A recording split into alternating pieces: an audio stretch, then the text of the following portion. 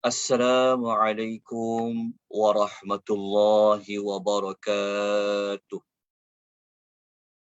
Alhamdulillahi rabbil alamin.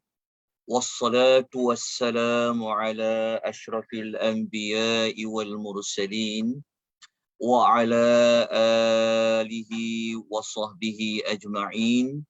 Asyhadu an la ilaha illallah wahdahu la syarika lah. وأشهد أن محمدا عبده ورسوله اللهم صل وسلم على نبينا محمد وعلى آله وصحبه ومن تبعهم بإحسان إلى يوم الدين أما بعد. Muslimin dan muslimat rahimani wa rahimakumullah. Alhamdulillah, pada pagi ini dengan rahmat dari Allah Subhanahu wa taala, dengan hidayah dan at-taufiq daripada Allah, kita dapat bersama-sama sekali lagi pada pagi ini pada siri yang ke-19, pertemuan kita yang ke-19. Kita akan sama-sama memahami ayat-ayat yang terkandung di dalam suratul Kahfi. Kemudian kita akan menyenaraikan tindakan-tindakan yang perlu kita ambil daripada tadabbur suratul Al-Kahfi. Siri 19 pada pagi ini kita akan menyambung ayat yang setelah kita menamatkan kisah penghuni gua ataupun dengan nama Ashabul Al-Kahfi, maka kita akan sambung pada ayat yang berikutnya. Ayat yang ke-27 ini ataupun ayat yang selepas selesainya kisah Ashabul Kahfi menjadi jawapan ataupun boleh kita katakan ada perkaitan dengan cerita Ashabul Kahfi. Ashabul Kahfi ataupun cerita penghuni gua, kita sedia maklum penghuni gua ini mereka telah melalui ujian ataupun kita sebut istilah fitnah pada agama. Cerita penghuni gua merupakan kisah manusia yang berhadapan dengan ujian terhadap akidah, berhadapan dengan ujian terhadap agama. Kita dah belajar pada mula-mula pengisian suratul Kahfi, bahkan kita sedia maklum suratul Al-Kahfi ini mengandungi banyak kisah-kisah yang merujuk kepada fitnah, ujian. Ada yang diuji dengan ujian harta, ada yang diuji dengan ujian ilmu, ada yang diuji dengan ujian kita panggil dengan ujian ilmu, ujian kisah, ujian kekuasaan macam kisah Dzulkarnain, termasuk kisah Ashabul Al-Kahfi. Jadi ayat yang kita nak baca ni, ayat 27 pada pagi ini dengan ayat nombor 28 merupakan kepada jawapan seandainya kita semua berhadapan dengan ujian agama. Maksudnya agama kita diuji. Kita berhadapan dengan ujian terhadap pegangan akidah kita. Maka apa solusinya? Apa cara dia untuk kita mengelakkan diri kita daripada kita semua terpedaya ataupun hilang pegangan agama kita? Ayat 27 dengan ayat nombor 28 sebenarnya memberikan kita solusinya. Walaupun kita tahu cerita Ashabul Kahfi itu ia sebagai, kita kata apa, sebagai motivasi kepada kita, menjadi apa, menjadi satu panduan kepada kita tentang bagaimana menjaga agama itu sangatlah utama. Tetapi secara tak langsung kita dapat juga jawapan. Kalau zaman sekarang ini kita diuji dengan ujian agama, macam mana nak jaga iman kita, macam mana nak memastikan pegangan akidah kita itu kuat, kita nak jadi seorang yang benar-benar beriman, kita nak jadi seorang yang kita kata apa, seorang yang benar-benar Islam. Ayat 27-28 ni ia memberikan jawapan, memberikan kita solusinya. Okay. Ayat 27 ini Allah Subhanahu wa taala berfirman. Cuma nota nanti saya bagi kemudian pada tuan-tuan dan puan-puan. Ayat 27 Allah Subhanahu wa taala berfirman, A'udzubillahi minasyaitonir rajim. Watslu ma uhiya ilaika min kitabi rabbik la mubaddila li kalimatih walan tajida min dunihi multahada. Okay. Ayat 27 ini adalah ayat yang Allah Ta'ala memberi pesan, yang pesanan itu dikhususkan kepada Nabi sallallahu alaihi wasallam. Jadi apabila kalau Allah pesan kepada Rasulullah secara tidak langsung, maka pesanan ini juga Allah berpesan kepada kita. Kalau Allah mengingatkan Rasulullah, maka peringatan itu juga kepada umatnya.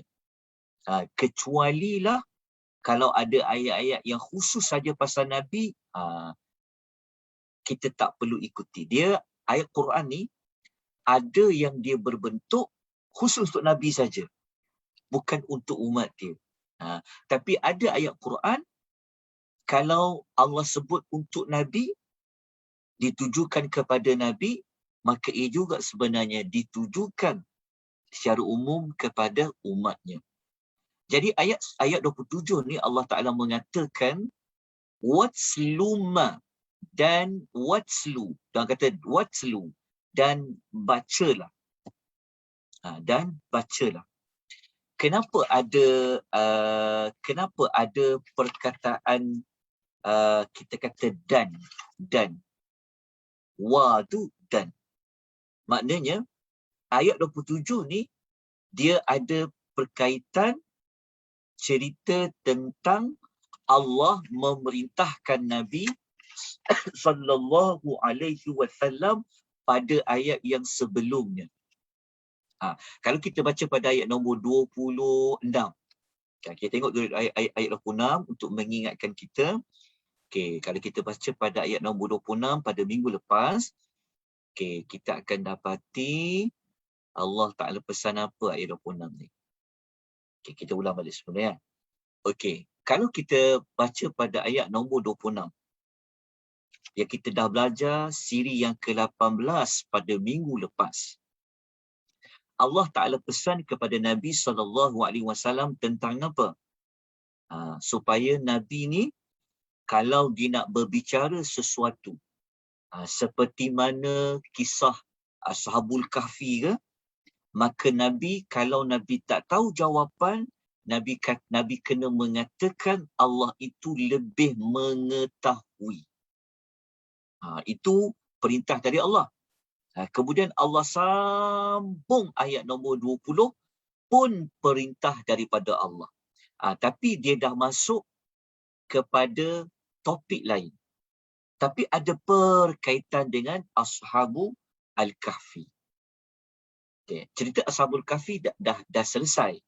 Tetapi Allah masih lagi memerintahkan kepada Rasulullah sallallahu alaihi wasallam perintah yang lain secara umum tentang isi kandungan Al-Quran. Kalau yang ayat 26, ayat nombor 25, sebelum ni, itu semua Allah Ta'ala perintahkan, Allah pesan, Allah bimbing, Allah didik Nabi tentang macam mana nak berhadapan dengan kisah Ashabul Kahfi ini. Tetapi pada ayat nombor 27, Allah nak pesan Nabi secara umum tentang isi kandungan Al-Quranul Karim. Sebab tu dia ada perkataan dan. Allah kata watslu. Okay, kita nak sambung kepada ayat dia. Ayat nombor 27, Allah mengatakan watslu, dan bacalah. Okay, perkataan watslu, dia sama macam perkataan tilawah. Tilawah. Watslu, dan bacalah. Ma uhiya ilaika min kitabillah. Apa-apa yang diwahyukan kepadamu daripada kitab Rabbmu. Okey. Dia, ayat ni kita nak ulas dulu yang bahagian pertama ni. Kita nak ulas tentang potong, kita boleh pecahkan ayat 27 ni, kita nak ulas yang ni dulu. Kita nak ulas ayat ni dulu. Lepas tu baru kita masuk yang berikutnya. Okey. Ayat ni, perkara yang kita nak perincikan adalah tentang perkataan watslu, watslu, dan bacalah. Adakah makna bacalah ataupun tilawah tu sekadar baca sahaja?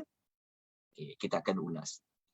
Kemudian, kenapa Allah Ta'ala menyebutkan tentang, kalau kita tengok pada ayat ni, Allah menyebut tentang perkataan Rabbika. Kenapa Allah menyebut dengan perkataan Rabbika? Menggunakan perkataan Rabbika, Rabb kamu. Kenapa tidak menyebut tentang perkataan Allah? Kemudian kita nak ulas kenapa Allah Ta'ala dia gunakan perkataan kamu, ka ni, ilaika. Mengapa Allah perlu meletakkan perkataan kamu tu? Kalau Allah tak guna, kalau Allah tak sebut kamu pun tak apa. Allah kata, dan bacalah apa-apa yang Allah wahyukan.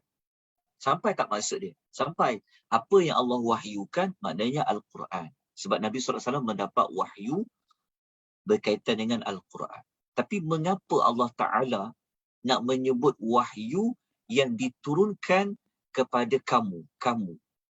Kenapa sebut ka dekat situ? Kenapa guna Rabbika? Dan apa makna watslu?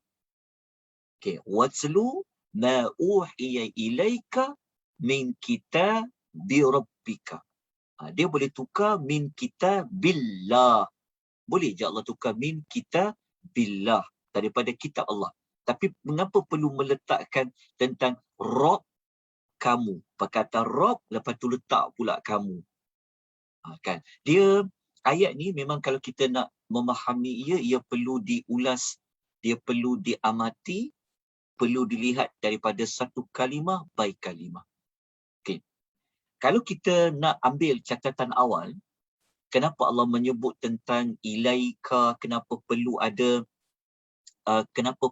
perkataan kamu tu, nak menunjukkan bahawa, nak menyebutkan bahawa tentang nak mengangkat kemuliaan Nabi SAW. Nabi Allah Ta'ala nak juga sebut tentang Nabi tu secara kata-kata apa, nak juga sebut watak Nabi tu dekat dalam ayat tu. Nak menunjukkan apa? Nak menunjukkan kemuliaan Nabi. Kan? Kalau kita tukar ayat, contohnya kita kata, dan bacalah apa yang telah diwahyukan. Sampai juga maksud dia. Tapi mengapa perlu letak wahyu yang diberi kepada kamu? Kenapa perlu meletak watak Nabi dengan ganti nama kamu tu? Ini kata para ulama tafsir, kata para ulama adalah untuk untuk Allah Subhanahu Wa Taala nak menunjukkan tentang kemuliaan Nabi tu, nak menunjukkan watak Nabi tu ada, maka disebut watak Nabi supaya nak menunjukkan dari sudut kemuliaan Nabi. Kemudian mengapa Allah Ta'ala nak menyebut perkataan Rabbika. Kenapa nak juga sebut tentang Rabb? Rabbika, Rabb kamu. Sebab tu dalam terjemahan, saya lebih suka kekalkan perkataan Rabb. Dalam Quran terjemahan tuan-tuan mungkin diterjemah sebagai Tuhan, Tuhanmu. Tapi wallahu ta'ala alam, untuk lebih menampakkan ada perbezaan perkataan Rabb ini dengan nama, dengan perkataan Allah, kan dia ada maknanya yang tersendiri, maka dikekalkan pada terjemahan itu perkataan Rabbmu. Rabb. Kalau kita baca Quran terjemahan tuan-tuan, mungkin diterjemah kitab Tuhanmu. Tapi dalam Al-Quran, dia tulis Rabbika, kitab Rabbmu. Sama saja. Tulis Tuhan pun sama, tulis Rabb pun sama. Tetapi kita kekalkan istilah Rabb, sebab Rabb ini dia adalah salah satu nama Allah yang besar, salah satu nama Allah yang utama. Siapa yang belajar Asmaul Al-Husna, dia akan tahu 3 nama yang utama. Iaitu seperti yang dijelaskan oleh Ibn Al-Qayyim, bahawa nama Allah yang utama macam perkataan Allah tu sendiri, lepas tu Rabbu, lepas tu Ar-Rahman. Sebab tu dalam Al-Fatihah, siapa yang dia belajar tadabbur Al-Fatihah, dia akan dapati 3 nama ni ada pada surah Al-Fatihah. Allah, Rabb dengan Rahman. Sebab tu saya lebih suka kekalkan perkataan Rabb dekat situ, supaya kita dapat mengambil sedikit, kita berikan sedikit tumpuan kenapa Allah nak sebut Rabb dekat situ. Dia macam kita ulas tentang surah Al-Alaq lah. Kenapa Allah tak kata Iqra bismillah? Kenapa kata Iqra bismi rabbika, bismi rabbika? Kerana perkataan Rabb di sini dia merujuk kepada Allah Ta'ala yang mencipta, Allah Ta'ala yang mengaturkan. Dia perkataan Rabb ni dia nak menunjukkan bahawa Allah Ta'ala ni dia yang aturkan makhluk dia. Dia yang jaga makhluk dia. Dia yang urus makhluk dia. Jadi apabila Allah menyebut Rabb kamu kat situ, Rabbika tu, ka kat situ adalah Nabi, nak menunjukkan apa tu sebenarnya?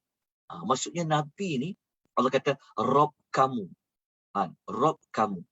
Maksudnya, dahlah perkataan Rabb kat situ, menunjukkan Tuhan yang menjaga, mengatur, lepas tu ada perkataan kamu. Nak menunjukkan Allah Ta'ala ni, dengan Nabi SAW, dia sentiasa dekat. Nak bagi tahu kepada Nabi Muhammad SAW bahawa engkau ada Tuhan yang jaga engkau.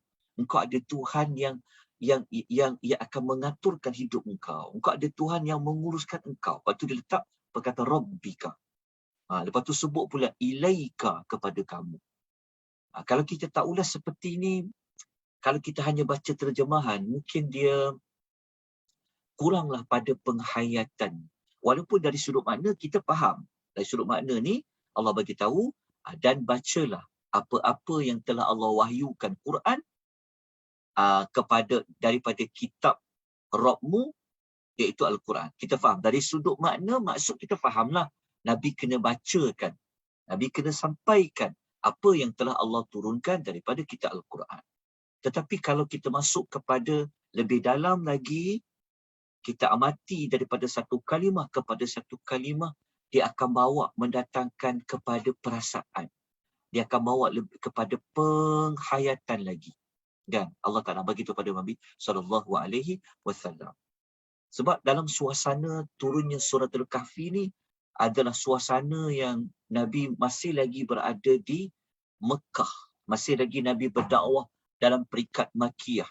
Jadi memerlukan dorongan, memerlukan kata-kata semangat, memerlukan motivasi. Maka motivasi itulah yang Allah Ta'ala datangkan dengan kisah Ashabul Kahfi. Kan? Sebab Nabi nak kena berhijrah. Dalam masa yang sama, cara nak memujuk, nak bagi kuat semangat dia. Maka kita akan dapat kuat semangat tu, kata-kata pujukan tu, dia pada kalimah dalam ayat Quran tu. Saya harap tuan-tuan faham dan sampai dapat apa apa yang saya nak sampaikan kepada tuan-tuan dan puan-puan. Okey, sebab tu kita belajar tadabbur ni, kita taklah terkejar-kejar nak habiskan banyak ayat. Tetapi kita tadabbur ni juga dia kena dimasukkan sekali dengan ada emosinya, dengan ada perasaan penghayatannya. Jadi dengan kita mengulas kenapa guna ganti nama Kamuka, kenapa sebut Rabbika tadi. Jadi moga-moga tuan-tuan faham di sini kenapa Allah menyebutkan tentang menyebutkan tentang watak Nabi dalam ni, menyebut tentang Rabbika. Baik. Kemudian kita nak ulas tentang apa makna watlu. Kita nak ulas apa makna watlu kat sini. Kalau kita baca terjemahan, kita akan jumpa baca. Siapa ada Quran terjemahan dia yang dia terjemah selain pada baca? Ada tak Quran terjemahan dia terjemah selain pada baca? Sebab kalau kita baca secara terjemahan baca, kita mesti faham baca lah. Baca ayat Quran tu, baca ayat tu. Sebab tu tak sama baca terjemahan dengan kita melihat tafsiran ayat. Kalau kita faham watlu baca, kita faham baca. Tetapi kalau kita mendalami lagi, kita belajar perkataan baca tak sama seperti kita faham pada bahasa pertuturan kita. Baca tu, baca. Tetapi ada perbezaan dia. Okey, sebelum tu tuan-tuan boleh dengar tak suara saya? Tak boleh dengar tak suara saya? Tak boleh dengar tak? Dengar, Ustaz. Tuan-tuan dengar dengan jelas tak suara saya? Jelas, Ustaz. Okey, kejap ya. Saya nak kuatkan suara. Saya tak apa dengar earphone saya ni sekejap. Sekejap ya. Okey. Mana pula ayat tadi ya? Okey. Nota yang saya paparkan nampak dengan jelas tak? Nampak, Ustaz. Jelas. Okey. Alhamdulillah. Terima kasih banyak-banyak ya. Okey, nanti saya berikan nota tu, masukkan. Okey. Pelan-pelan kita baca. Okey. Sekarang kita nak pergi kepada, ada tak siapa-siapa Quran terjemahan dia, watlu tu dia ada berikan tafsiran dia, ada tak? Perkataan watlu. Ustaz, Quran saya dia tulis baca serta turutlah. Oh, baca. Firman Rahman. Okey, baca serta turutlah. Ya, betul. Okey, turutlah tu letak dalam kurungan kan? Bukan, tak ada kurungan. Alright. Okey, siapa lagi yang lain? Yang watlu selain pada diterjemah baca, ada tak diterjemah apa lagi yang lain? Okey. Apa yang ditafsirkan dalam Pimpinan Rahman tu sangat menepati. Baca kat situ bukan bacalah sahaja. Kita kan tahu ada Malaysia ni kan champion dalam mengadakan majlis tilawatul Quran kan. Pertandingan tilawatul Quran, tilawah. Itu yang masa tilawah tu baca aja. Adakah Quran ini kena Allah Ta'ala turunkan nak kena baca Quran secara berlagu-lagu seperti itu semata-mata? Adakah itu yang menjadi tumpuan Al-Quranul Karim? Tilawah, ia berbeza sangat dengan apa yang Allah maksudkan dengan apa yang kita maksudkan. Jadi Allah kata dan bacalah. Dan tilawahkanlah. Okay, apa maknanya? Okay, kita tengok kepada tafsiran ayatnya. Okey. Perkataan watlu, bacalah dan bacalah. Watlu tu tilawah lah, perkataan tilawah. Dan bacalah, kalau mengikut Syekh Saleh Al-Uthaymin dalam tafsir surah Al-Kahfi, beliau mengatakan perkataan baca dekat sini dan bacalah tilawah tu maknanya ada dua dia kata. Yang pertama dari sudut membaca lafaz. Lafaz tu yang kita faham tu lah. Baca ayat satu huruf tu. Dia kata makna yang terkandung juga pada bacalah ni adalah mengamalkan isi kandungan Al-Quran. Maknanya mengamalkan. Maknanya perkataan tilawah bukan hanya baca ayat dia. Baca punya berlagu-lagu. Tetapi tidak mengamalkan. bukan sampai maksud baca. Tilawah, baca plus amal. Itu dalam Quran terjemahan yang disebutkan tadi dalam pimpinan Rahman ni, baca serta turutlah. Turutlah tu maksudnya apa? Ikutlah. Ikutlah. Bukan baca je, tetapi ikut isi kandungan Al-Quran. Perkataan ikut, turutlah, maknanya amallah. Okey, itulah makna watlu. Okey, kita tengok lagi tafsiran lain. Okey, kalau kita rujuk dalam tafsir As-Sa'di, dalam tafsir Al-Karim. Okey, Syekh As-Sa'di rahimahullah mengatakan, perkataan at-tilawah artinya adalah mengikuti. Kalau buka tafsir Tabari pun sama juga. Maknanya mengikuti. Ikut. Baca kat situ, bukan baca saja, tetapi ikut apa yang dibaca tu. Ikut apa dibaca tu maksudnya apa? Amalkan apa yang dibaca. Jadi, kata Syekh Sa'di, ikutilah apa yang Allah wahyukan kepadamu. Dengan apa? Macam mana nak ikut? Dia kata, ikutilah, maknanya itulah makna watslu, tilawah.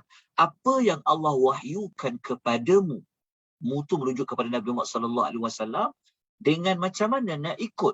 Dengan mengetahui dan memahami maknanya. Membenarkan berita-beritanya. Serta mentaati perintah dan larangannya. Maknanya, kan dalam Quran ni ada perintah, kan dalam Quran ni ada benda yang kena buat, dalam Al-Quran kata ada benda yang jangan dibuat, tetapi ada orang dia baca je, nak apa? Nak berkat. Dia duk faham berkat ni baca. Buat pertandingan membaca setiap tahun Quran. Tetapi perintah di dalam Quran tak diikuti, tak dilaksanakan. Tuan kata riba tak boleh, tapi riba juga. Tapi buat majlis tilawatul Quran setiap tahun. Tak sampailah maksud tilawah tu. Termasuklah membenarkan berita-berita di dalam. Tapi macam mana kita nak tahu Allah perintah apa, Allah larang apa? Itu yang Syekh Sa'di mengatakan, dengan engkau mengetahui dan memahami maknanya. Kalau dah tahu apa yang Allah perintahkan, dah faham apa yang Allah perintahkan, maka kita kena ikuti dia. Amalkan dia. Itulah makna tilawah. Kalau kita faham makna tilawah ni sebenar, itulah jawapan kepada macam mana kita nak menghadapi alam zaman sekarang, zaman fitnah. Macam mana kita nak hadapi zaman sekarang yang zaman fitnah. Zaman dah nak pergi kepada akhir zaman. Kita berada akhir zaman. Macam mana nak lalu dia? Macam mana nak tempuh dia? Ayat 27 bagi jawapan. Watlu ma uhiya ilaika. Bacalah. Bukanlah hanya baca tiap-tiap hari Jumaat. Suratul Kahfi tu baca aja. Tetapi fahamkan apa Tuhan kata. Nak faham tu kenapa? Kerana nak tahu apa panduan nak ikut. Apa yang perlu buat. Apa yang jangan dibuat. Itulah jawapan solusi kepada macam mana nak menempuh hidup akhir zaman ni. Kan? Kita dah sebut salah satu cara dia mungkin daripada kita boleh baca Ashabul Kahfi, melarikan diri ke dalam gua tu. Tapi adakah itu applicable dengan zaman sekarang ni? Maka secara umum Allah beritahu pada apa? Pada ayat 27 tu lah yang kita sebut tadi ni. Lepas tu saya katakan ayat 27 ni ada berkaitan dengan cerita Ashabul Kahfi. Walaupun dia bukanlah secara khusus pasal Ashabul Kahfi tu, tetapi perkaitannya dari sudut apa? Dari sudut macam mana nak menghadapi ujian, cabaran di akhir zaman ni. Maka Allah kata apa? tilawah. Tilawah tu bukan tilawah baca aja. Tetapi tilawah itu dari sudut ikutilah isi kandungan di dalam Quran. Kalau kita pegang baik-baik, betul-betul tunaikan makna tilawah tu, selamat dunia akhirat kita. Pada ayat nombor 27. Sebab tu suratul Kahfi ni adalah surah yang orang buat surah yang menyebut tentang macam mana nak menghadapi ujian-ujian dalam hidup. Itu antaranya suratul Kahfi. Yang paling utama sekali nak jaga iman, nak jaga apa akidah kita. Okey. Tuan-tuan faham tentang tilawah ni? Okey, kita perincikan lagi. Okey, kita perincikan lagi tentang tilawah. Okey, kita ya. Okey, baca, amalkan. Okey. Saya harap jelas tentang perkataan tilawah di dalam ayat nombor 27 ni. Okey, kemudian kita nak masuk kepada kita baca, kita amalkan isi kandungan Al-Quran dengan jalan kita mengetahui dan memahami ayat dia. Okey. Lepas tu Allah Ta'ala nak jelaskan lagi isi kandungan Quran ni. Al-Quran yang kena utslu tadi, yang kena tilawah tadi tu bentuknya macam mana, keadaannya macam mana. Maka Allah mengatakan la mubaddila li kalimati. Tiada sesiapa yang dapat mengubah. Mumaddil, mengubah, menghapuskan, menyeleweng dan sebagainya lah, menukuk tambah. Li kalimatihi, kalimah-kalimahnya. Okey. Perkara kedua, Allah mengatakan tiada sesiapa yang dapat mengubah kalimah-kalimahnya. Okey, tiada siapa yang dapat mengubah kalimah-kalimahnya. Maka kalimah-kalimahnya di dalam ayat ini secara tak langsung memang dia merujuk kepada apa? Kalimah-kalimahnya merujuk kepada apa yang diwahyukan. Merujuk kepada apa? Merujuk kepada Al-Quran lah. Sebab tadi kan dia sebut apa yang diwahyukan kepada Nabi Muhammad. Maknanya Al-Quran. Jadi Al-Quran ni Allah bagi tahu tak ada siapa pun yang dapat mengubahnya. Kalimah-kalimahnya merujuk kepada Al-Quran itu sendiri. Okey. Jadi kita perincikan lagi tentang bagaimanakah yang dikatakan bahawa Al-Quran ini ataupun kalimah-kalimah Allah Ta'ala ini tidak boleh, kalimah-kalimah Allah kat sini, okey, kalimah-kalimah Allah di sini kalau dikaitkan dengan Al-Quran tadi, apa yang dikatakan tidak ada siapa boleh mengubahnya. Okey. Cara kita nak faham dia, kita gunakan ayat Al-Quran yang lain dalam surah yang lain untuk memberikan jawapan kepada bagaimana bentuk, bagaimanakah keadaan yang dikatakan tak ada siapa boleh ubah kalimah-kalimahnya. Okey. Kalau kita rujuk dalam suratul Hijr, ayat nombor 9, Allah Ta'ala berfirman, Inna nahnu nazzalna dzikra wa inna lahu lahafizun. Allah mengatakan sesungguhnya kamilah yang menurunkan Al-Quran. Dalam ayat ni kita tak jumpa perkataan Quran. Tetapi kita jumpa nama lain bagi Quran iaitu perkataan Az-Zikr. Az-Zikr ni nama lain bagi Al-Quran. Jadi Allah mengatakan sesungguhnya, Allah menegaskan kamilah yang telah menurunkan Al-Quran iaitu Az-Zikr, iaitu Al-Quran, wa inna lahu lahafizin, dan lahafizun, dan sesungguhnya, tak tertinggal perkataan sesungguhnya, dan sesungguhnya kamilah yang akan jaga dia. Memelihara maknanya Allah lah yang menjaganya. Allah guna perkataan inna, sesungguhnya. Lepas tu Allah guna lahafizun, benar-benar Allah akan menjaganya. Okey. Dekat ayat surat Hijr ni memang kita dapat ayat lain yang mengukuhkan ayat 27 tadi. Memang Al-Quran ni sampai bila-bila tidak akan ada orang yang boleh mengubahnya. Tidak boleh menghapuskannya. Kenapa? Kerana yang bawa turun Al-Quran itulah yang akan menjaganya. Siapa dia? Adalah Allah. Okay, itu surah Al-Hijr. Okay, sekarang kita nak perincikan lagi. Kita gunakan dalam surah Al-An'am. Ayat nombor 115. Okay, Allah mengatakan, وَتَمَّتْ كَلِمَةُ رَبِّكَ صِدْقًا وَعَدْلًا. Dan telah sempurnalah kalimah Rabbmu sebagai kalimah yang benar dan adil. Kalimah yang benar dan adil.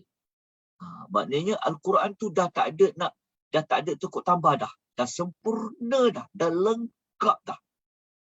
Yang mana Al-Quran itu, dia ini adalah sidqan, yang benar. Benar tu maksudnya isi kandungan di dalam Quran tu adalah benar. Cerita-cerita di dalamnya adalah benar.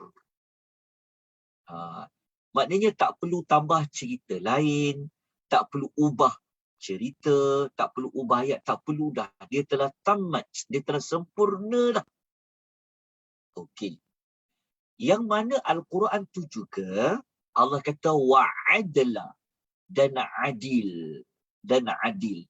Adil dekat sini merujuk kepada hukum hakam dalam Al-Quran itu. Dari sudut hukum syariat yang ada di dalam Al-Quran tu, ajaran yang ada di dalam Al-Quran itu, dia adil. Tak perlu nak ejas dah, tak perlu dah. Dah faham tak maksudnya? Jadi ayat ni dia menambahkan lagi kita kepada maklumat bagaimana yang Tuhan kata tak ada perubahan lah. Dari sudut isi kandungannya, dari sudut hukum-hukumnya, tak ubah dah, tak payah nak ubah dah, ia tetap dah macam tu. Maknanya hukum yang Allah katakan dulu dia adil lah. Sampai bila-bila. Tak perlu nak diubah dah. Cerita-cerita di dalam tu tak perlu kita nak ubah dah. Sebab dia adalah benar dan sebagainya. Okey, sebab itulah Allah Ta'ala mengatakan pada hujungnya, la mubaddila li kalimatih. Tiada sesiapa pun yang dapat mengubah sesuatu pun daripada kalimahnya. Jadi, kalau berdasarkan ayat ini, para ulama jadikan ayat ini sebenarnya merujuk kepada isi kandungan Al-Quranul Karim. Jadi makna kalimahnya tadi itu adalah isi kandungan Al-Quran itu. Dia memang tak berubah. Okey, berubah tu maksudnya dari sudut tidak perlu lagi, tak ada orang boleh kurangkan bilangan ayat, tak ada orang boleh tambah bilangan ayat, tak ada orang boleh ubah ayat tu ke depan ke belakang. Allah akan jaga dia. Begitu juga pada ajarannya, pada ajaran tu sendiri, bukan pada ayat tu saja, tapi pada ajarannya itu ia sudah adil, tak perlu diubah lagi ajaran tu. Tak perlu tukar lagi. Riba ni kan haram, kita tukar dia jadi halal lah. Tak perlu dah. Kalau Tuhan kata judi ni tak boleh, Tuhan kata arak tu tak boleh, Tuhan kata sikit-sikit tak boleh ubah dah, tak payah ubah dah. Hukum hakam di dalamnya tak sesuai lah.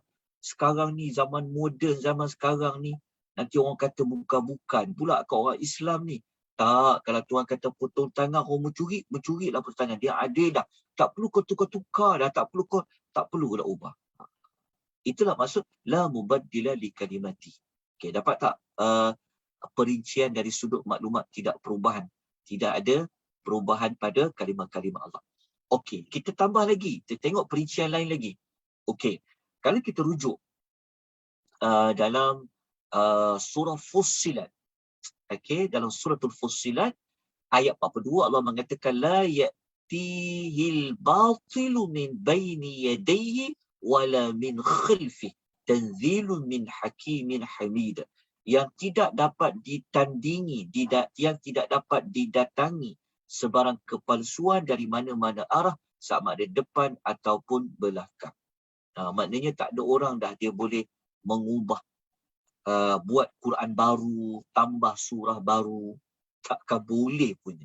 Pasti akan dapat dikenali dia. Tak ada orang boleh buat kepalsuan dan sebagainya. Okey, kita tengok satu lagi ayat lain. Ayat lain ni dalam surah Ar-Ra'di, surah Ar-Ra'du, ayat 41, yang ini dia merujuk kepada kalimah-kalimah Allah tu dari sudut apa tau? Dari sudut, para ulama kata, dari sudut urusan kauniat. Kauniat tu masuk macam ni. Macam takdir. Kalau macam qada, qadar, bab takdir ni, kan bab urusan takdir kita, ia juga merujuk kepada makna kalimah-kalimahnya. Kalau kita baca pada permulaan tadi, kita dah ikuti, makna tidak mengubah kalimah-kalimahnya. Yang pertama merujuk kepada apa? Isi kandungan ayat Quran tu sendiri. Ayat tu sendiri, isi kandungan Al-Quran tu dari sudut hukum hakamnya, cerita-ceritanya, itu memang tak ada perubahan dah. Okey. Kalau kita baca pada ayat ni, maksud kalimah-kalimahnya juga merujuk kepada urusan takdir Allah. Seperti mana ayat yang Allah kata, wallahu yahkumu la mu'aqqiba li hukmihi. Dan ingatlah Allah menghukum mengikut apa yang Allah kehendaki. Tidak ada siapa pun yang dapat menghalang hukumnya. Maksudnya Allah Ta'ala kalau dia nak tetapkan sesuatu, tak ada siapa boleh halang Allah. Nak menetapkan sesuatu, nak menghukum sesuatu, nak berikan azab pada seseorang. Itu juga merujuk kepada makna tidak ada siapa boleh mengubah lagi kalimah-kalimahnya. Tak boleh. Kalau Allah dah cakap dah, neraka ni untuk sekian,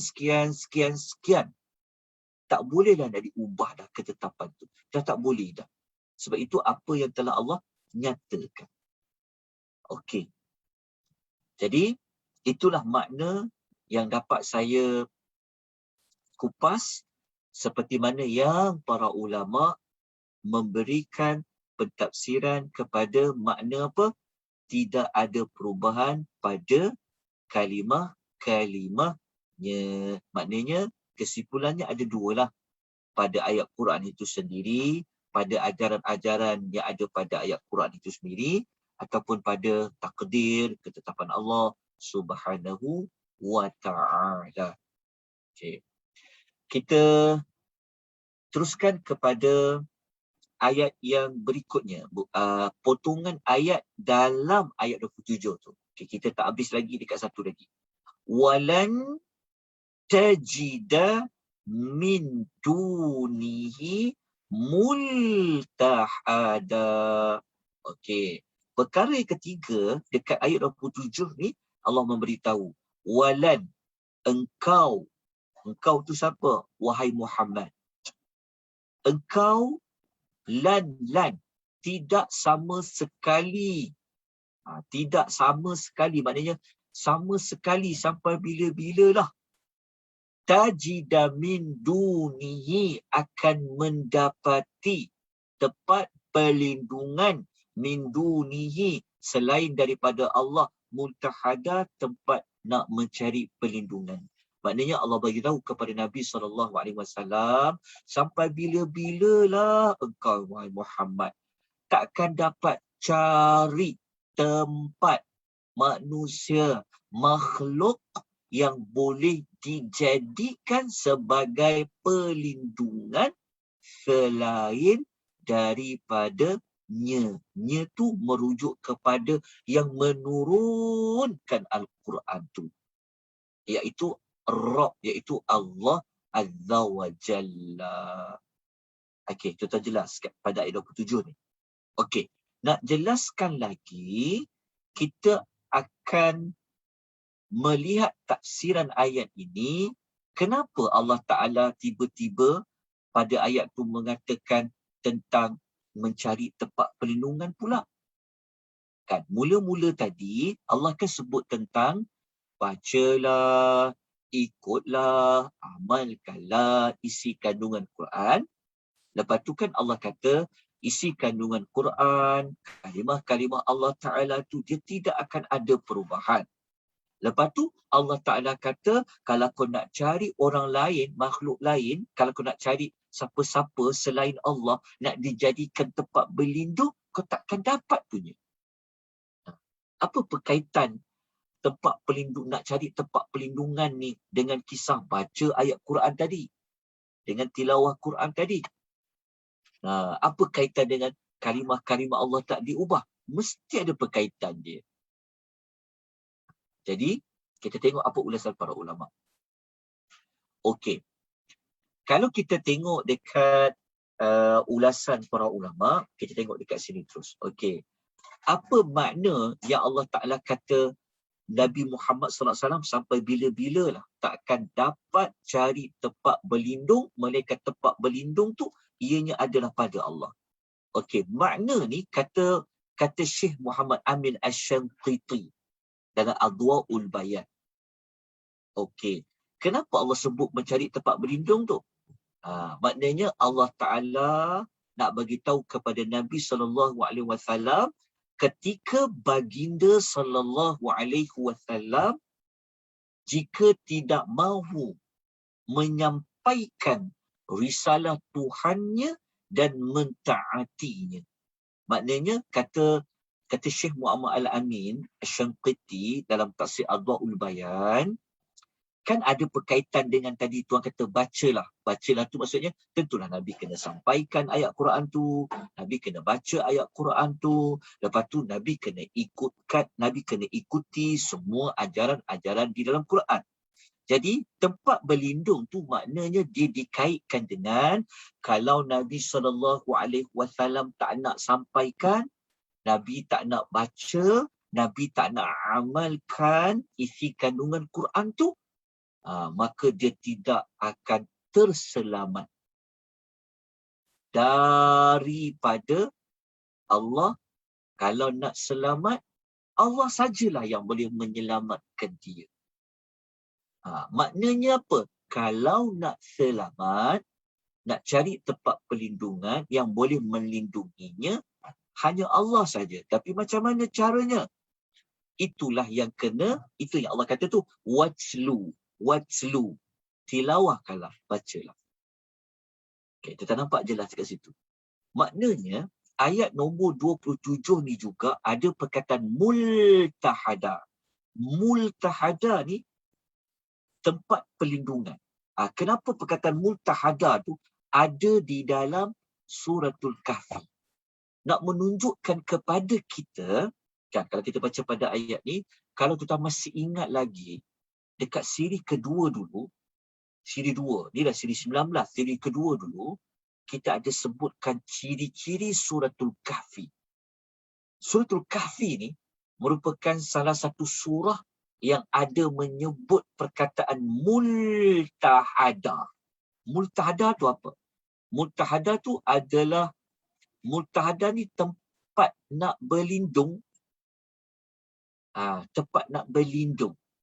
Hanya ada 2 surah saya yang ada perkataan multahada. Dalam Al-Kahfi ada 2 kali. Surah Al-Kahfi ada 2 kali Allah sebut. Kenapa perkataan multahada tu hanya berada pada suratul Kahfi dengan surah satu lagi ada? Saya terlupa surah apa. Kenapa? Sebab kita sebutkan, ingat lagi tak kita sebut tujuan suratul Kahfi? Kita masih ingat lagi tak? Apa tujuan suratul Kahfi? Tujuan suratul Kahfi ni Allah Ta'ala turunkan, kan akan kita dah sebut awal-awal dulu. Suratul Kahfi ni maknanya isi kandungan suratul Kahfi ni Allah Ta'ala nak menyebut tentang apa? Tentang perlindungan, nak melindungi kita daripada fitnah. Maka suratul Kahfi ni surah yang beri kita jalan, beri kita solusi panduan. Macam mana kau nak mengelakkan daripada fitnah? Fitnah tu maksudnya ujian akhir zaman, ujian dalam hidup ni. Jadi suratul Kahfi itulah. Jadi kenapa Allah sebut multahada dekat sini dalam suratul Kahfi, memberikan kita jawapan. Rupa-rupanya Allah Ta'ala itulah tempat yang kita boleh berlindung. Jadi kalau kita melalui ujian dalam hidup, ujian pada agama, pada harta, macam mana kita nak lindung diri kita daripada kita terjatuh dalam orang yang menggadaikan agama, orang yang terpedaya dengan harta, dengan kekuasaan, dengan ilmu. So tempat berlindungnya siapa? Perlindungan ada pada Allah. Tapi nak cari perlindungan kepada Allah tu cara macam mana? Itu yang ayat 27 sebut mula-mula tadi tu. Watslu. Sebab tu watslu kita dah sebut bukan baca aja. Kalau baca aja tapi tak amalkan isi kandungan Quran, dia tak cukup watslu tadi. Jadi tak cukup Allah tu sebagai multahada. Belum lengkap, belum sempurna. Okay. Jadi kita dah jelas dah tentang multahada tu sedikit. Okay, kita tengok kita faham tentang perkataan multahada tadi. Okey. Habis tentang pentafsiran untuk ayat nombor 27. Jadi saya harap dengan penerangan ringkas seperti ini dapat memberikan kefahaman kepada kita tentang kedudukan ayat 27 itu. Dia terletak pada selepas cerita Ashabul Kahfi tadi. Sebab Ashabul Kahfi kan sampai ayat nombor 26. Lepas tu kenapa ayat 27 tu diletakkan dekat situ? Apa perkaitan dia? Diletak selepas dia. Sebab itu kalau kita fahamkan Al-Quran, kalau kita belajar tentang Quran, penyusunan ayat di dalam Al-Quran adalah wahyu. Ini ulama sepakat. Susun ayat. Kenapa ayat 27 ni dia letak lepas cerita ayat 26? Dia mesti ada perkaitan dia, munasabah dia. Lepas tu pula Ashabul Kahfi pula menjadi nama surah. Nak menunjukkan bahawa cerita dekat Ashabul Kahfi itu cerita yang paling utama, ujian yang paling besar, perkara yang sangat penting. Lepas habis cerita Ashabul Kahfi itu, ayat 27. Maknanya ayat 27 ni juga memberikan jawapan kepada kita kalau kita sekarang ni macam mana nak menempuh ujian tersebut. Maka doa ayat 27 saya beritahu. Watslu ma uhiya. Waktu saya tekankan perkataan watslu tu. Okay, saya harap tuan-tuan nampak perkaitan ayat 27 dengan ayat-ayat sebelumnya. Lepas tu kita dapati perkataan multahada. Okey, tempat berlindung. Perkataan multahada ni dia tak ada pada surah-surah yang lain. Ada satu surah saja, saya terlupa nama surah tu. Tapi dalam surah Kahfi diulang 2 kali. Kenapa? Kenapa multahada tu diletakkan dalam surah Kahfi? Sebab tujuan surah Kahfi tu, sebab tu kena ingat balik tujuan cerita suratul Al-Kahfi. Jadi kita jangan nampak surah Kahfi ni Dajjal saja.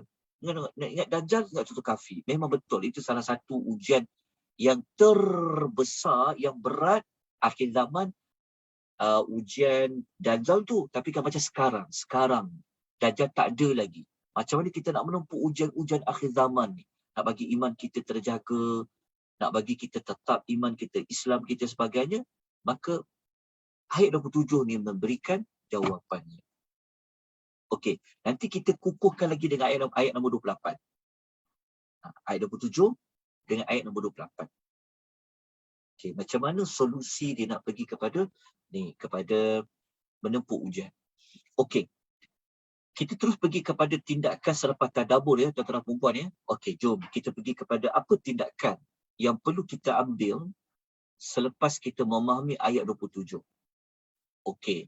Nombor satu, tindakan pertama, kita kena baca dan kita kena memahami isi kandungan Al-Quran. Kenapa kena faham?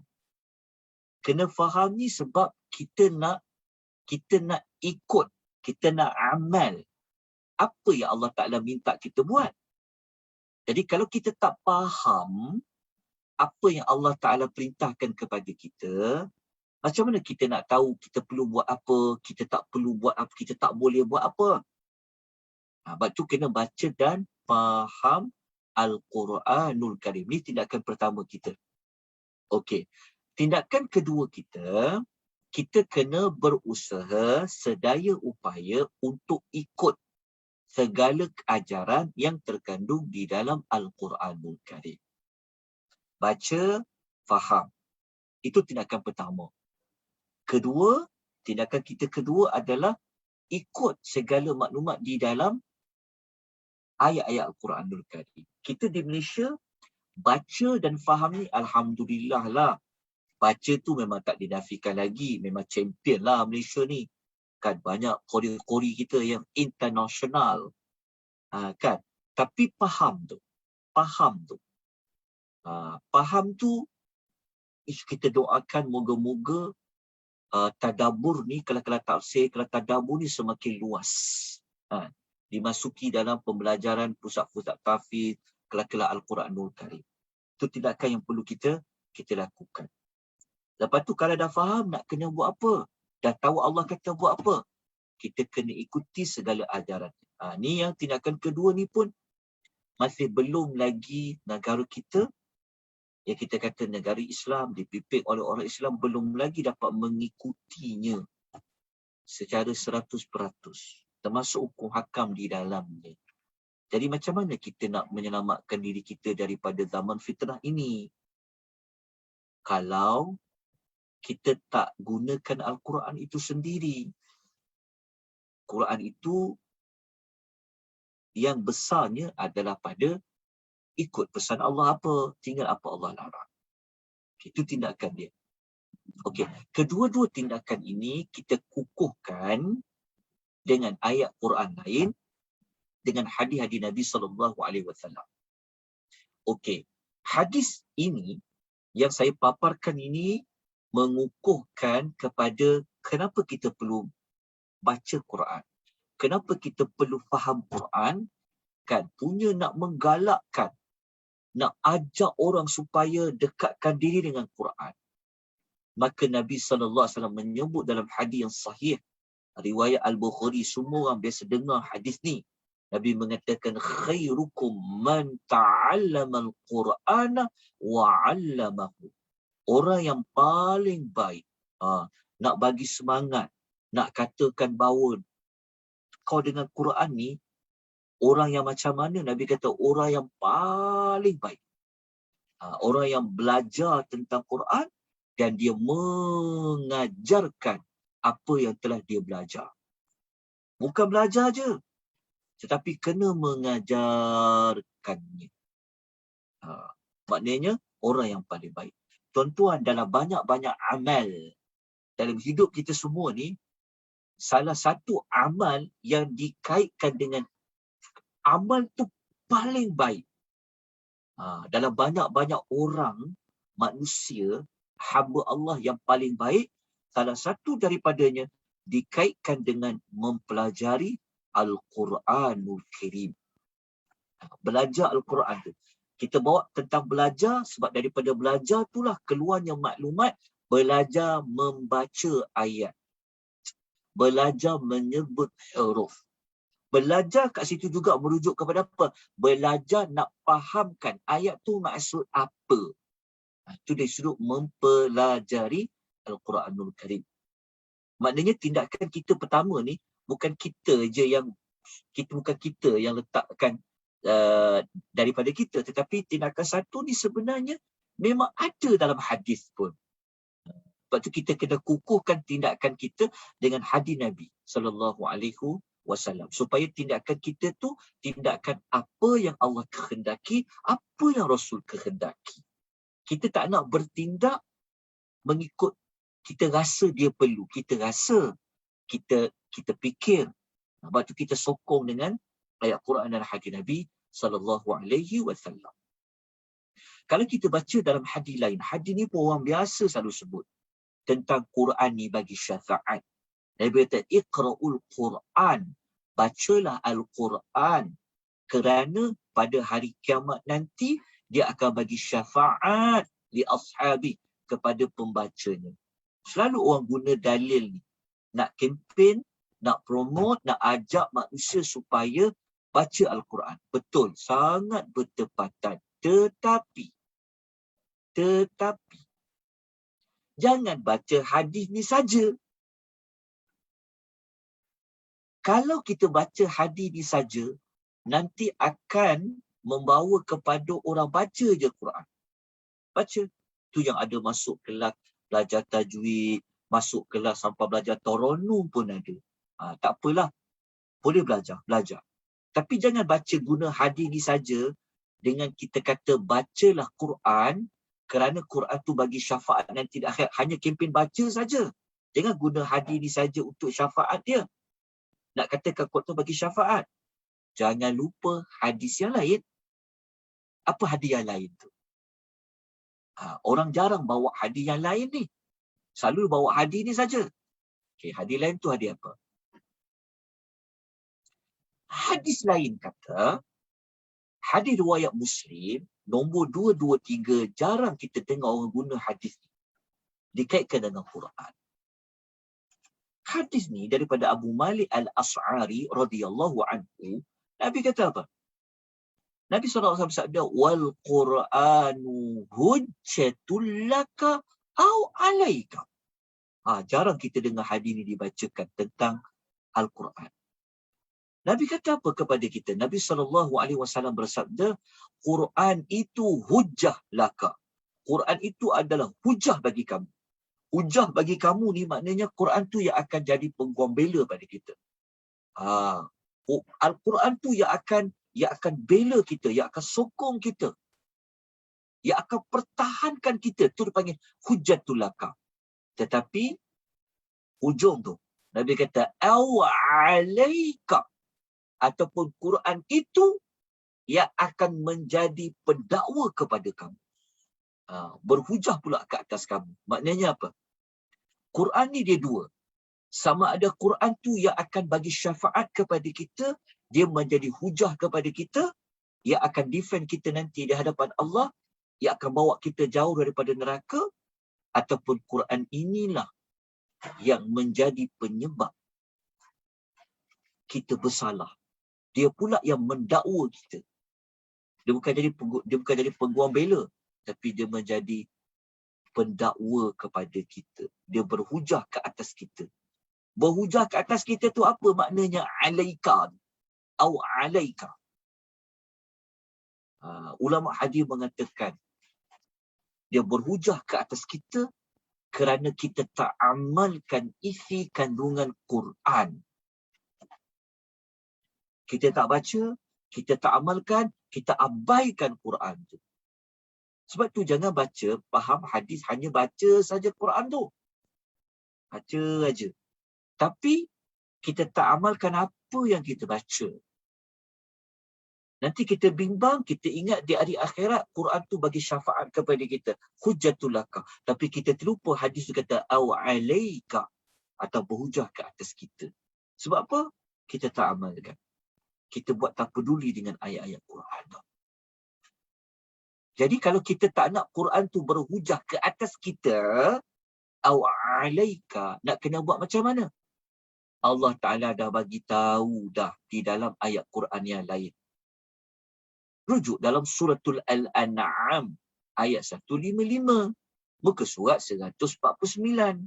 Allah bagi tahu Quran ni nak kena buat apa? Allah kata, wa hadza kitabun anzalnahu mubarakun. Allah kata, inilah kitab Al-Quran yang kami telah turunkan yang diberkati. Bukan bincang tentang berkat, Quran ni berkat-berkat. Tapi hujung tu Tuhan kata apa? Fattabi'uhu.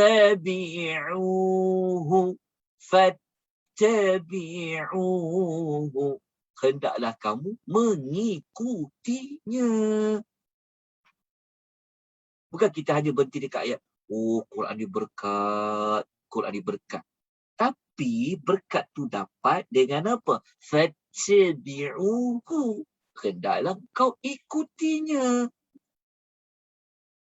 Ikutinya itulah yang terkandung pada makna watslu, tilawah tadi. Kita ambil satu lagi ayat Quran yang lain. Kita rujuk dalam suratul Al-A'raf, ayat nombor 3. Muka surat 151, Allah Ta'ala kata apa? Ittabi'u ma unzila ilaikum min rabbikum. Ikutilah apa yang telah diturunkan kepada kamu daripada Tuhanmu. Mana kita nak buang ayat ni? Ayat ni kata ikut, amalkan, turutlah. Kita duk ingat baca saja. Tak. Baca, ikutilah, amallah. Kalau tidak, Quran itu akan buat apa kepada kita? Quran itu akan hujjatun alaika. Quran berhujah kepada kita. Sebab tu kita letakkan tindakan satu dengan tindakan yang kedua tadi. Selepas kita faham ayat nombor 27. Ayat 27 tadi merupakan solusi kepada macam mana kita nak menempuh ujian-ujian dalam kehidupan. Kerana kenapa solusinya? Kerana Al-Quran je lah yang boleh selamatkan kita dunia akhirat kita. Kalau sebut Al-Quran saja bukanlah menafikan hadis Nabi, ya. Maknanya Quran. Tapi bukan Quran itu hanya sekadar dibaca saja. Tapi sempurnakan makna watslu. Baca dan turutlah. Baik, tuan-tuan dan puan. Selesailah ayat nombor 27.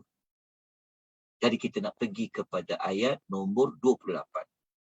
Ayat 28 ni solusi yang kedua, jalan kedua. Macam mana kita nak menempuh ujian zaman sekarang ni, kita tengokkan macam-macam berlaku. Orang rebut jawatan, kan? Orang dengan orang makan rasuah sekarang, dengan masalah yang macam-macam sekali berlaku dalam hidup kita. Betul tak? Jadi cacar merbah hidup akhir zaman. Jadi macam mana kita nak tempuh dia? Ayat 28 bagi tahu. Betul tak? Ayat 27 bagi tahu termasuk ayat nombor 28. Sebab apa duk makan rasuah, kenapa sekian-sekian? Sebab tak ikut ayat Quran lah. Ikut ayat Quran. Okey. Sekarang kita pergi kepada ayat nombor 28. Apa solusi yang kedua untuk kita menghadapi zaman yang penuh pancaroba ni? Kita pun tak tahu siapa yang baik sebenarnya, siapa yang amanah sebenarnya. Kadang macam-macam kan. Tengok orang ni macam baik tapi rupa-rupanya jahat. Tengok orang ni macam jahat tapi rupa-rupanya baik. Kan dia jadi terbalik. Orang yang amanah, kita kata dia khianat. Orang yang khianat, orang kata dia amanah. Betul kan? Kita pun jadi macam mana nak buat ni? Macam mana lalui hidup ni? Maka ayat 27 bagi tahu dan ayat 28. Ayat 28 ni dia berkaitan dengan pilih kawan, pilih teman. Ayat 28 ni adalah ayat yang mengajar melihat surrounding. Melihat kepada panduan dari sudut orang-orang yang grup kita nak kawan. Maknanya orang-orang sekeliling pula. Kalau ayat 27 tadi, pada spiritual kita, daripada Al-Quran itu sendiri. Tetapi ayat 27, Allah Ta'ala mengingatkan dengan siapa? Macam Ashabul Kahfi tu kan, 7 orang tu, kita maksudnya, yang pemuda-pemuda tadi tu, siapa kawan dia? Dia sanggup memisahkan diri mereka dengan orang lain. Ni ayat 28. Ayat 28 ni bagi jawapan kepada kita. Kita nak kawan orang banyak duit ke? Kita nak kawan orang yang tak banyak duit? Kita nak kawan orang yang ada pangkat ke? Nak kawan orang tak ada pangkat? Kita nak kawan dengan selebriti ke? Kita nak kawan dengan siapa? Betul tak? Tapi orang yang tak ada nama, orang yang tak ada pangkat, tak terkenal pun dia, tak popular dia pun dia. Kan orang suka cari populariti, suka kawan dengan, jumpa sikit orang yang popular, kita selfie, kita pun masuk, contoh begitu. Adakah itu yang Quran kehendaki? Adakah itu jalan yang bawa kita selamat menghadapi zaman fitnah ni? Ayat 28 bagi tahu. Ayat 28. Ayat 28. Biarlah kita kawan dengan orang yang tak kenal. Biarlah follower dalam media sosial kita ni tak ramai. Contoh kan. Tak apalah. Kan. Ada kawan ni, orang ni, bergambar dengan selebriti, bergambar dengan artis. Media-media sosial pula asyik artis je dia buat cerita. Selebriti saja dia buat cerita.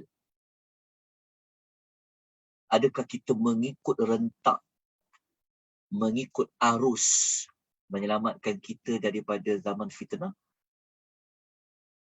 Ayat 28 bagi jawapan. Allah yang bagi jawapan. Lebih baik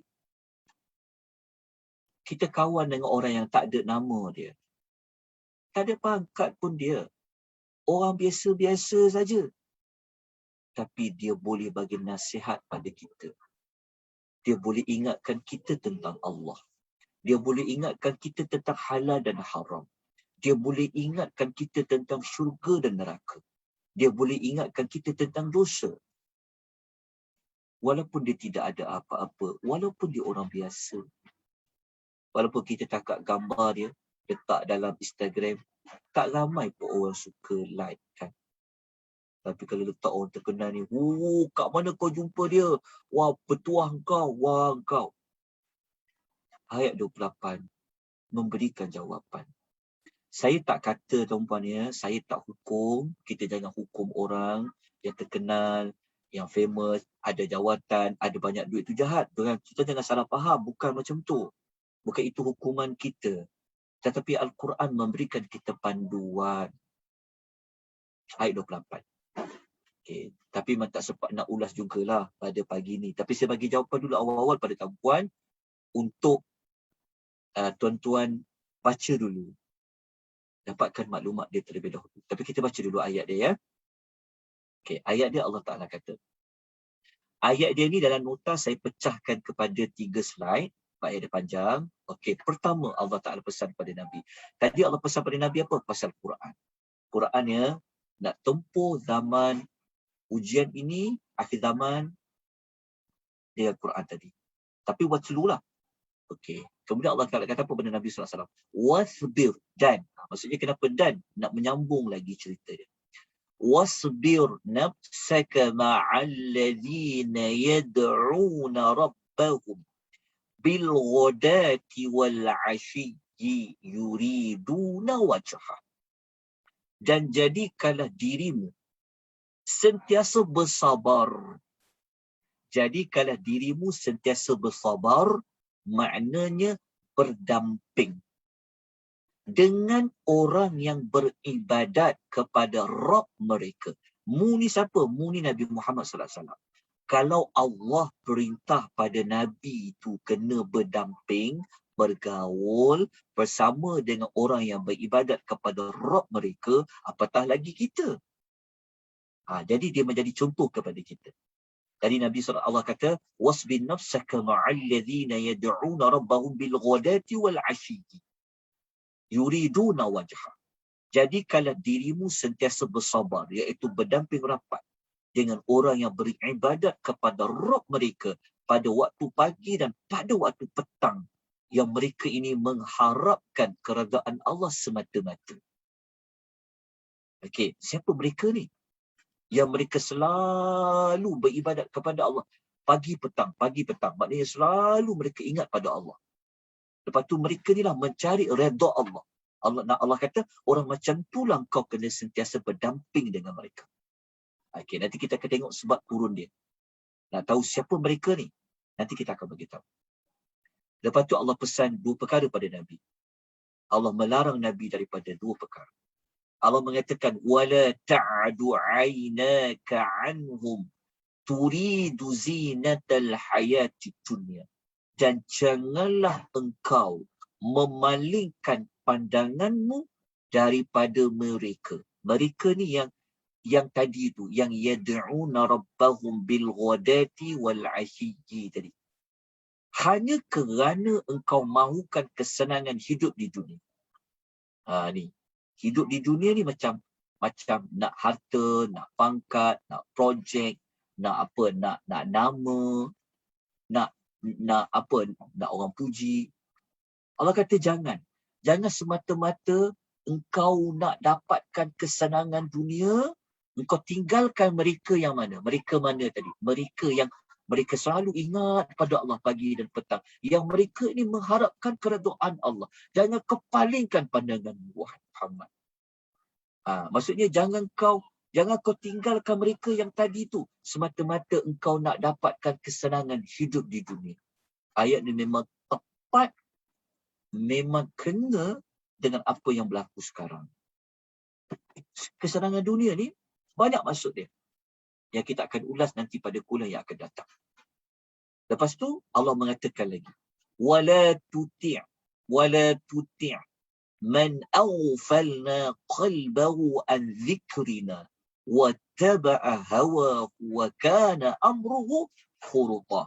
Dan janganlah engkau mematuhi orang yang kami ketahui hatinya itu lalai. Berbeza yang tadi. Allah kata, jangan kau ikut, jangan kau mematuhi orang yang kami ketahui hatinya lalai daripada mengingati pengajaran kami. Dan mereka itu menurut hawa nafsunya. Dan tingkah lakunya pula adalah melampaui batas kebenaran. Okay, faham tak? Okay, ringkasan dia macam ni. Okay, ringkasan dia, tapi saya akan bagi nota dia juga. Jangan bimbang. Okay, dalam ayat ni, kita faham apa? Dalam ayat ni Allah Ta'ala memberitahu kepada Nabi SAW tentang apa?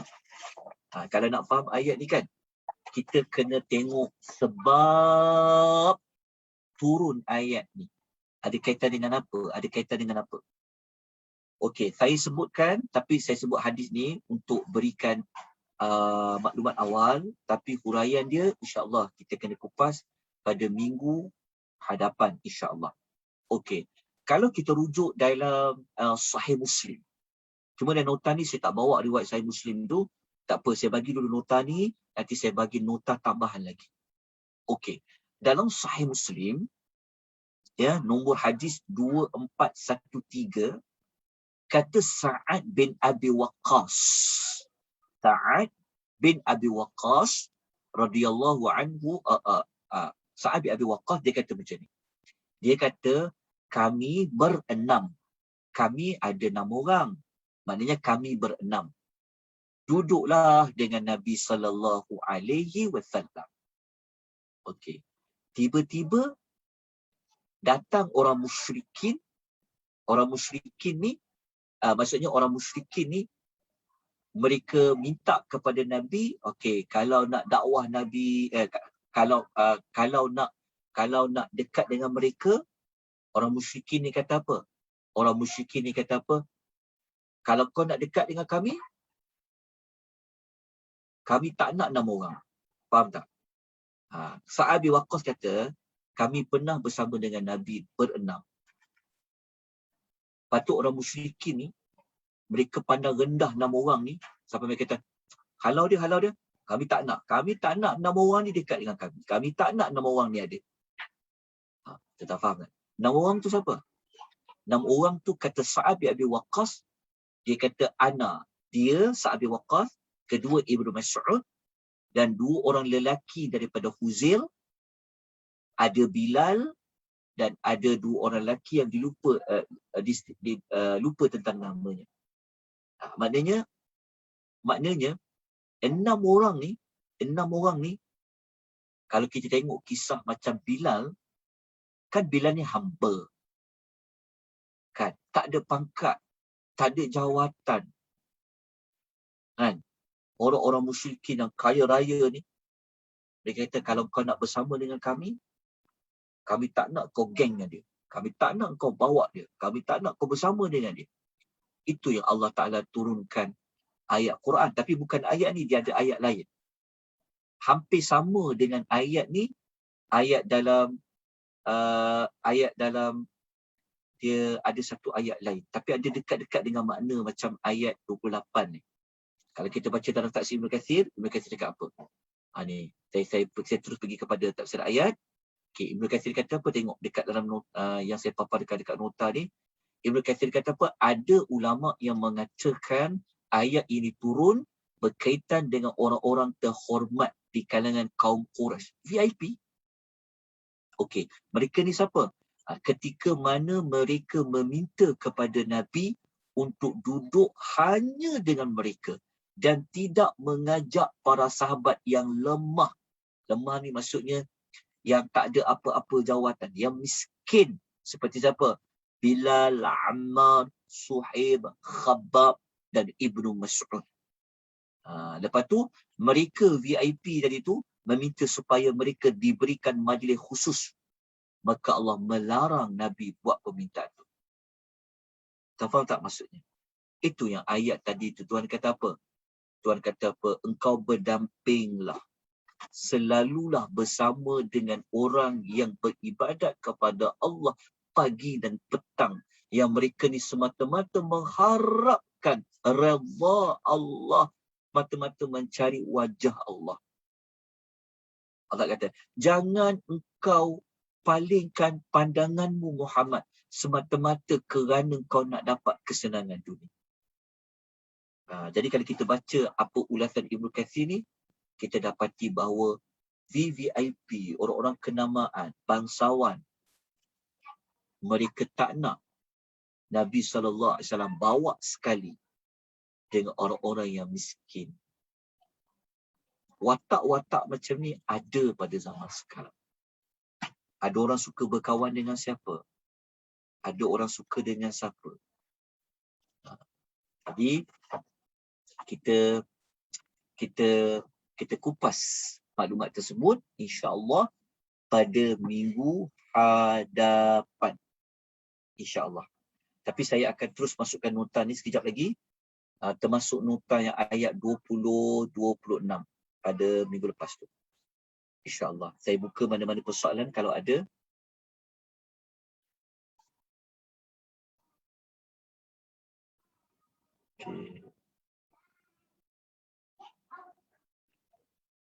Okey, terima kasih. Okey, mudah. Okey, tuan-tuan dan puan-puan, ada apa soalan nak tanya sebelum kita tangguhkan majlis kita pada pagi ni? Mungkin ada banyak urusan yang perlu dilakukan. Okey. Ada pertanyaan? Kalau tak ada, kita jumpa insya-Allah pada minggu depan, siri yang ke-20. Semoga Allah merahmati kita semua. Allah bersihkan hati kita, Allah hapuskan dosa kita, Allah bagi rahmat kepada kita. Moga kita dapat diberikan hidayah taufik oleh Allah. Kita dapat bersama lagi pada minggu hadapan untuk mencari beberapa lagi petunjuk-petunjuk daripada ayat-ayat yang terkandung dalam suratul Kahfi. Saya mohon maaf atas salah silap dan sebagainya. Aqulu qouli hadza wa astaghfirullahal azim. Wabillahi taufiq wal hidayah. Wassalamu alaikum warahmatullahi wabarakatuh. Waalaikumsalam. Assalamualaikum.